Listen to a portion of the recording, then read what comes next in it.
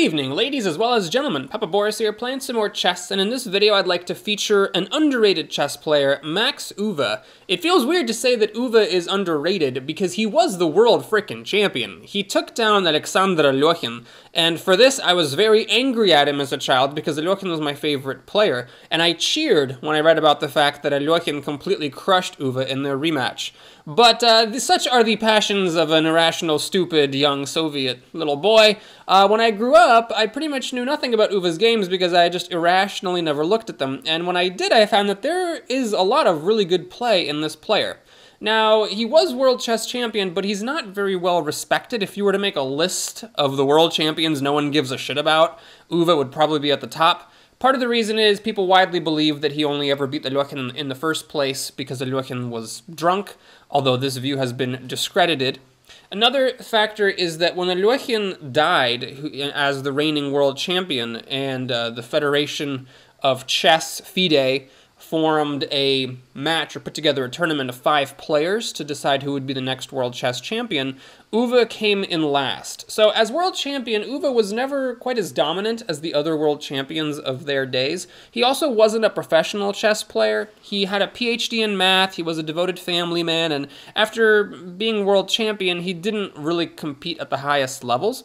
That all being said, he was one of the few people of his day, amateur or not, who even had a whisper of a chance of beating Alyoshin, and even after his prime, he did score wins against some of the strongest players in the world, including Keres, Botvinnik, Smyslov. So Euwe was not a slouch by any means, and the fact that he was never a true professional makes his victories on the chessboard all the more impressive. So I'd like to show several games on this channel of his because he really did a nice job against some of the toughest competition in the world. This game was played in 1921 against Maroczy, who is a very famous chess player and very skilled. Maroczy is one who's very famous for the Maroczy bind, which for some reason Americans call the Marcozy bind, and I'm not someone to, you know, be a stickler about pronunciation, given how I'm saying Uwe's name probably 15 different kinds of wrong, but come on! The C comes after the O! Look at it in the title of this video. How do you get Marcozy? Anyway, the point is, the Maroczy bind is when white plays C4 and E4, and gets a grip on this d5 square, making it very difficult, if not impossible, for black to ever push d5 himself. This comes up in the Sicilian, for example, when the c-pawn has already been pushed and can't support the d-pawn coming to d5.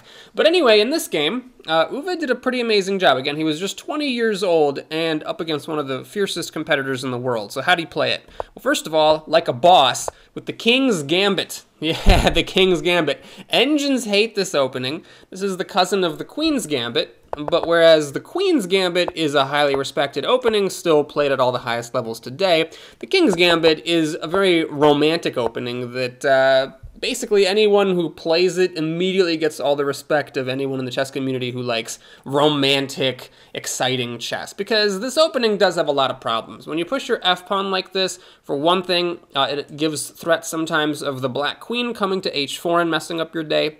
And even if black doesn't do that, oftentimes in the opening black will play bishop to c5, and the bishop peeks at this g1 square because the f-pawn is missing, making it more difficult for white to castle. So you have to know how to deal with this sort of stuff if you're going to play the King's Gambit. Here, Euwe plays knight to f3, very important move in a lot of variations, guarding this h4 square from the queen.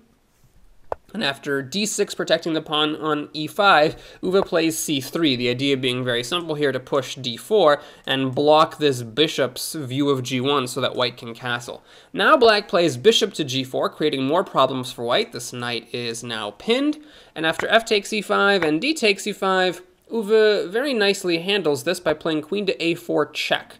So black plays bishop to d7, blocking the check and gaining tempo on the queen, and white retreats the queen to c2. This is a very important square. You really do need to go to c2. It's tempting to go to b3 and attack this b7 pawn, for example, but as we'll see, the queen on c2 is very important. After queen to e7, white plays d4, and notice now it's important that this queen is on c2, because after e takes and c takes, the bishop comes to b4 with check. And if this queen weren't on c2 protecting the e4 pawn, then the e4 pawn would be dropping. So white plays knight to c3.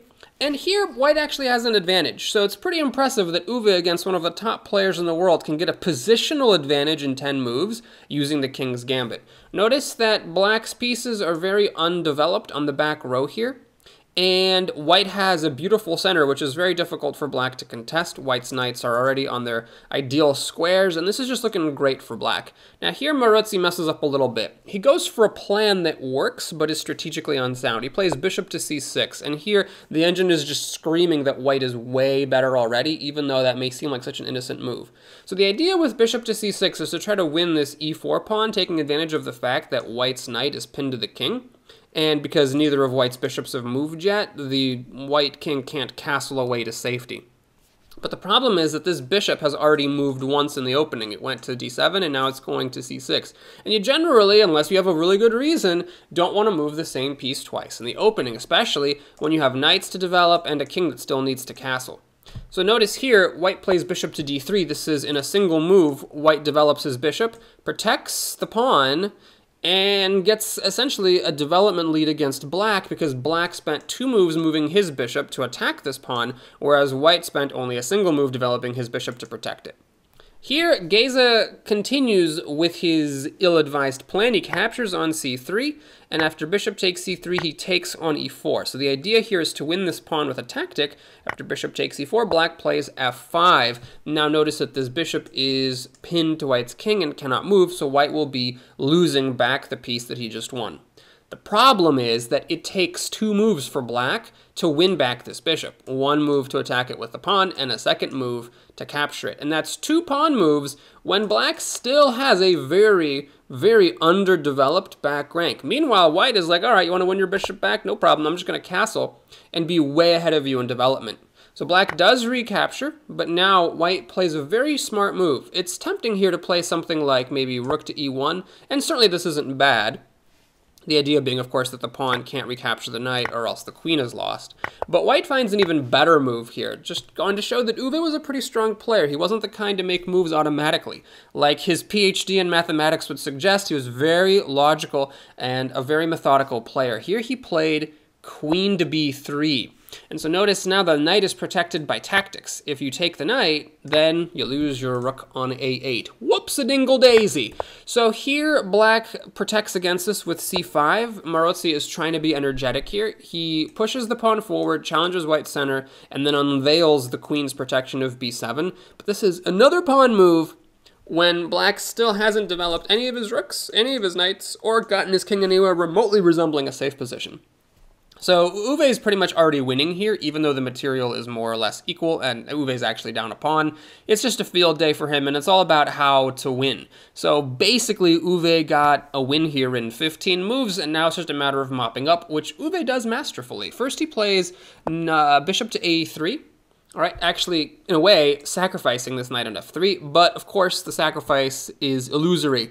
If you've ever wondered why chess players prattle on and on and on about connecting rooks, here is why. Now, if you take the knight, the rooks protect each other, which enables one of them to win black's queen, which is currently pinned to black's king. So that's the advantage of getting the bishop out of the c1 way, and why you sometimes want to have your rooks connected. So black here plays, let me actually undo that. Black plays knight to f6, finally developing a piece, but it's too little too late. Here white plays bishop takes c5, attacking black's queen, and where does this queen go? Well, Maroczy desperately tries queen to f7, going for a queen exchange, but Euwe's having none of it. He plays c4. And now the sacrifice of the knight is for real. But do you really want to do this? Do you really want to take on f3 here? And then let white, make a check like this? And now the f8 square is guarded by the bishop, so the king has to run like here. And then white comes in with the rook. I mean, do you really want to deal with this? The engine thinks that this was black's best chance of survival, but it's obviously a very unpromising prospect for a player. So Maroczy tried b6, finally protecting this b7 pawn, and also attacking the bishop. But of course, white is not interested in playing passively here. Euwe plays knight to g5, kicking black's queen yet again. The queen tries finding a home on d7, but notice the weakness of the last move. Now, the black king and queen are in a position where they can be forked by a knight on f6.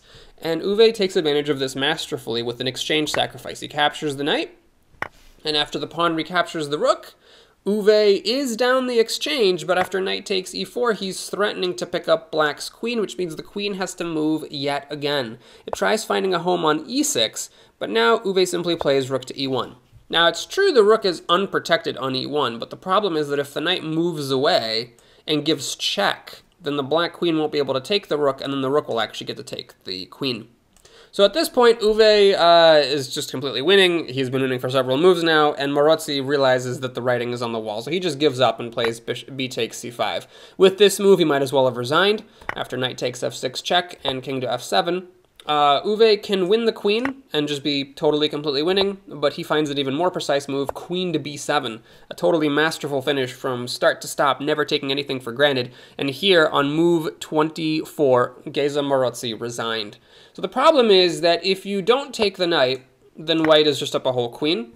But if you do take the knight, shit's just terrible, man. After white takes the queen and you recapture, white could take the rook and win, but there's something even better. White can go queen d5 check. And whether black's king goes to e7 or f6, it doesn't actually matter. White can now fork the king and this rook on h8 and win that rook. And so now the knight is pinned and can't move.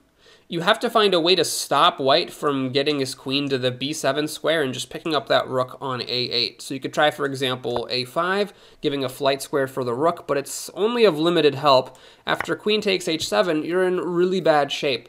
If you play something like king to c6, then queen to e4 check ends up picking up this rook. And if you try to protect the b7 square with king to c8, well, no biggie, you know, white can just give check. And after the king goes to b7, give check again. And after the king runs somewhere, you know, white can just pretty much do whatever he wants. He can get closer and closer and closer, and then just eventually, you know, gobble up black's pawns with check, and then queen any one of his pawns. I don't even know why I'm talking about this. A queen versus a rook and a knight is a completely winning endgame, but the point is that it's just a completely dominating situation. So after queen to b7 check, black resigned. Thank you so much for watching this video. I hope that you enjoyed it. Please like and or subscribe if you did, and I'll see you again soon with some more chess and other stuff. Take care.